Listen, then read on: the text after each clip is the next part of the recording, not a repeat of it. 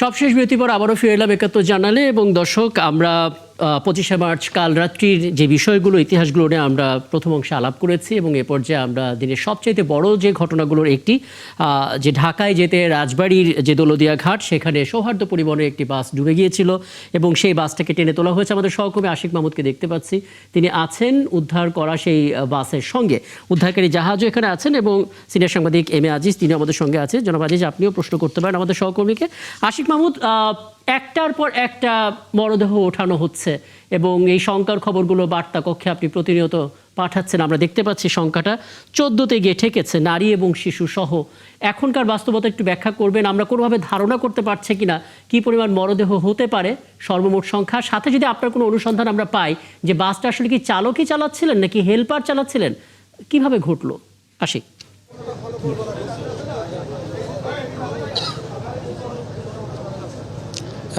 রাকিব, ধন্যবাদ আপনাকে। আমি এই মুহূর্তে বিআইডব্লিউটি এর যে উদ্ধারকারী জাহাজ হামজা, যে হামজার মাধ্যমেই, ক্রেনের মাধ্যমে যে বাসটি নদীতে পড়ে গিয়েছিল, অর্থাৎ সেই বাসটি টেনে তোলা হয়েছে, সেই হামজার উদ্ধারকারী জাহাজের উপরে রয়েছে। একটু দেখাতে চাই যে যে বাসটি পড়ে গিয়েছিল নদীতে, সেটি ৭ ঘন্টার চেষ্টায়, অর্থাৎ ফায়ার সার্ভিস, বিআইডব্লিউটিএ এবং অন্যান্য যে সকল আইন শৃঙ্খলা রক্ষাকারী বাহিনী রয়েছে, বিভিন্ন সরকারি বিভিন্ন সংস্থা রয়েছে, সবাই সার্বিক প্রচেষ্টায় ৭ ঘন্টা পর এই বাসটিকে পরিপূর্ণভাবে নদী থেকে এই উদ্ধারকারী জাহাজ হামজার মাধ্যমে টেনে এই যে পল্টনটি রয়েছে, যে পল্টনের উপর থেকেই আসলে বাসটি নিয়ন্ত্রণ হারিয়ে পদ্মা নদীতে পড়ে গিয়েছিল, সেখানে আসলে টেনে তোলা হয়েছে। এবং একে একে আমরা কিছুক্ষণ আগে দেখেছি, যখন বিআইডব্লিউটি এর উদ্ধারকারী জাহাজ হামজার মাধ্যমে যখন টেনে ওঠানো হচ্ছিল বাসটিকে, সেই বাসের ভেতরে যে যাত্রীগুলো আটকা পড়েছিল, যারা বাসের ভেতরেই যারা শেষ নিঃশ্বাস ত্যাগ করেছেন, যারা মারা গেছেন, তাদের মরদেহগুলো বিআইডব্লিউটি এর যারা ডুবুরি এবং ফায়ার সার্ভিসের যারা ডুবুরি, তারা কিন্তু মিলে সেই মরদেহগুলো উঠিয়ে এনেছে। এখন পর্যন্ত আমরা ফায়ার সার্ভিস এবং বিআইডব্লিউটি এর তথ্য মতে এখন পর্যন্ত জানতে পেরেছি 14 জনের মরদেহ তারা উদ্ধার করেছে। জীবিত উদ্ধার হয়েছে কয়েকজন, এখনো বেশ কয়েকজন নিখোঁজ আছে। আসলে এখন পর্যন্ত আসলে রাকিব, সর্বশেষ যে অবস্থা, যে আসলে ঠিক কতজনের মৃত্যু হয়েছে, কতজন নিখোঁজ রয়েছে, সেই চিত্রটি আসলে এখন পর্যন্ত পরিষ্কার করে বলা যাচ্ছে না। কারণ উদ্ধারের যে চেষ্টা, ডুবুরিদের যে চেষ্টা, সেই চেষ্টা অব্যাহত রয়েছে।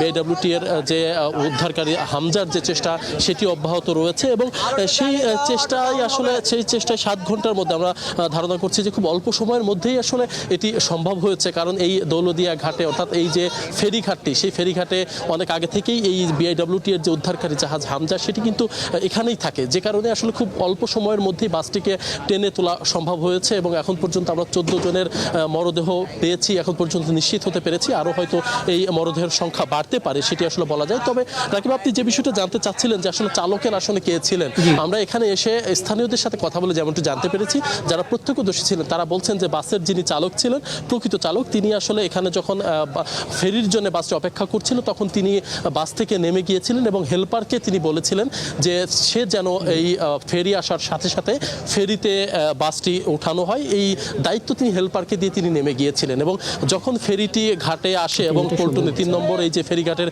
পল্টনে যখন ফেরিটি আসে, বাসটি তখন এই ফেরিতে ওঠার চেষ্টা করছিল, আর তখনই আসলে নিয়ন্ত্রণ হারিয়ে বাসটি পড়ে গিয়েছিল পানিতে। এবং এই পুরো বাসেই কিন্তু প্রায় অর্ধশত যাত্রী নিয়ে আমরা জানি এই বাসটি ঢাকার উদ্দেশ্যে রওনা হয়েছিল এবং ঢাকার উদ্দেশ্যে যেতেই পথেই কিন্তু এই দৌলদিয়া ফেরিঘাটের ৩ নম্বর ফেরিঘাটে এই দুর্ঘটনাটি ঘটে। আমরা যখন ঘটনা শুনেছি, তখন তাৎক্ষণিকভাবে আমরা এই যে বিআইডব্লিউটির যে সকল ঊর্ধ্বতন কর্মকর্তা, তারা যেমন এসেছেন এবং এই নৌ প্রতিমন্ত্রী রাজীব আহসান, তিনি ঘটনাস্থলে এসেছেন।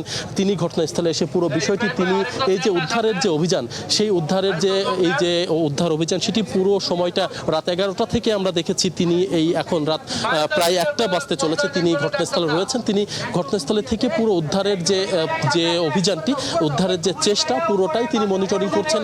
তিনি নিজে দাঁড়িয়ে থেকে পুরোটা দেখভাল করছেন। এবং আমরা একটি বিষয় একটু জানাতে চাই যে আসলে এই যে দুর্ঘটনা, নৌ দুর্ঘটনা, এটি আসলে প্রতি বছরই কোনো না কোনো সময় এই ধরনের দুর্ঘটনা আমরা দেখতে পাচ্ছি, যে সড়ক দুর্ঘটনা এবং পাশাপাশি যে নৌ দুর্ঘটনা, একের পর এক মানুষের প্রাণহানি, এটি আসলে এক ধরনের দুঃখজনক চিত্র। আসলে বাংলাদেশের এই যে ব্যবস্থাপনায়, পরিবহন খাতের যে অব্যবস্থাপনা, সেটিও আসলে কিন্তু ফুটে উঠেছে রাকিব। কারণ আমরা স্থানীয়দের মাধ্যমে যেটি জানতে পেরেছি যে চালক আসলে নিজে চালকের আসলে ছিলেন না, একজন অদক্ষ হেল্পারের হাতে তিনি এই বাসটি ছেড়ে দিয়েছিলেন এবং অর্ধশত মানুষের জীবন, একটা বিষয় কি একটু বলতে পারেন, মানে ছেলে খেলার হ্যাঁ হ্যাঁ আচ্ছা আশিক মাহমুদ, সেক্ষেত্রে দুটো বিষয় একটু বলতে পারেন।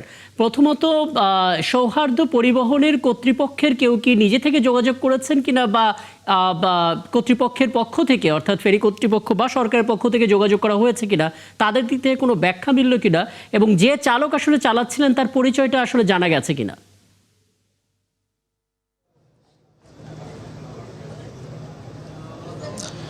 রাকিব, এখন পর্যন্ত এই যে সৌহার্দ্য পরিবহনের যে কর্তৃপক্ষ অর্থাৎ যারা মালিক পক্ষ তাদের কাউকে আমরা এই ফেরিঘাটে এসে পাইনি, এবং যে চালকের কথা বলা হচ্ছে যিনি আসলে হেলপারের হাতে গাড়িটি ছেড়ে দিয়ে তিনি নিচে নেমে গিয়েছিলেন তাকেও এখন পর্যন্ত এখানে পাওয়া যায়নি। আসলে এই বিষয়টি আসলে তিনি কে ছিলেন সৌহার্দ্য পরিবহনের কর্তৃপক্ষের সাথে আসলে আনুষ্ঠানিকভাবে কথা বলতে না পারলে এই চালকের পরিচয় সম্পর্কে আসলে নিশ্চিত হওয়া সম্ভব না, কারণ এই বাসটি আসলে ছেড়ে এসেছিল অনেক দূর থেকে ছেড়ে এসে সেটি কিন্তু এসছে এখানে এই জায়গাটিতে। সুতরাং যে কারণে আসলে এখন পর্যন্ত এই পরিবহন কর্তৃপক্ষ তারা আসলে নিজেরা এখানে কেউ এখন পর্যন্ত আসেনি। এখানে শুধুমাত্র আইন শৃঙ্খলা রক্ষাকারী বাহিনী, এবং আমার মনে হয় যে এখন পুরো গুরুত্বটা আসলে দেয়া হচ্ছে উদ্ধার তৎপরতায়। সেক্ষেত্রে কয়েকটা বিষয় আসলে একটু জেনে নিতেই চাই আপনার কাছ থেকে। প্রথমত, যাদেরকে উদ্ধার করা গেছে সেক্ষেত্রে যদি মৃতদেহের কথা হয়, আমরা 14 জনের কথা বলছি, তাদের পরিচয় কি শনাক্ত করা গেল কিনা, বা তাদের স্বজনদের উপস্থিতি এখানে দেখছেন কিনা? একটা হটলাইন দেওয়া হয়েছিল, সেই হটলাইন থেকেও বা কোনো তথ্য পাওয়া গেল কিনা? এ বিষয়ে তাদের কি ব্যাখ্যা এবং উদ্ধার অভিযানটা আসলে এই পর্যায়ে এখানে সমাপ্ত ঘোষণা করা হবে কিনা, বা এই উদ্ধার অভিযান আগামী হয়তো সকাল থেকে আবার শুরু হতে পারে, কারণ আমরা ধারণা করছি এখনো বেশ কিছু মানুষ নিখোঁজ রয়েছে। তাদের স্বজনরা কিন্তু এই জায়গাটিতে এসে তারা আহাজারি করছেন এবং স্বজনদেরকে খুঁজছেন। আমরা ধারণা করছি এই নদীতে, পদ্মা নদীতে এখন কিন্তু প্রচণ্ড স্রোত, যেহেতু বাসটি সরাসরি নদীতে পড়ে গিয়েছিল সেহেতু ধারণা করা হচ্ছে যে বেশ কিছু মানুষ হয়তো ভেসে যেতে পারে, হয়তো তাদের মরদেহ হয়তো যদি পরবর্তীতে পাওয়া যায় সে বিষয়টিও আসলে নিশ্চিত করে বলা যাবে যে আসলে সেই চিত্র নিশ্চয়ই আমরা হয়তো রাজীব আহসান তিনি হয়তো আর অল্প কিছুক্ষণের মধ্যেই গণমাধ্যমের সাথে কথা বলবেন। আমরা হয়তো তিনি যখন গণমাধ্যমের সাথে কথা বলবেন তিনি কি জানান সরকারের পক্ষ থেকে কি ব্যবস্থা নেওয়া হবে, এই ধরনের দুর্ঘটনা রোধে কি করণীয়, কি ব্যবস্থা নেবেন, এবং এই যে যারা মৃত্যুবরণ করেছেন তাদের বিষয়ে। বুঝতে পারছি। তার মানে আশিক মাহমুদ, আপনি প্রস্তুত হন নিশ্চয়ই, মন্ত্রী যদি কথা বলে আপনার মাধ্যমে আমরা সরাসরি সেখানে থাকবো, কিংবা পরবর্তীতে আপনার কাছ থেকে সেই আপডেটটাও জেনে নিব। ধন্যবাদ যুক্ত হওয়ার জন্য। এবং জনাব আজিজ, আপনি দেখলেন আসলে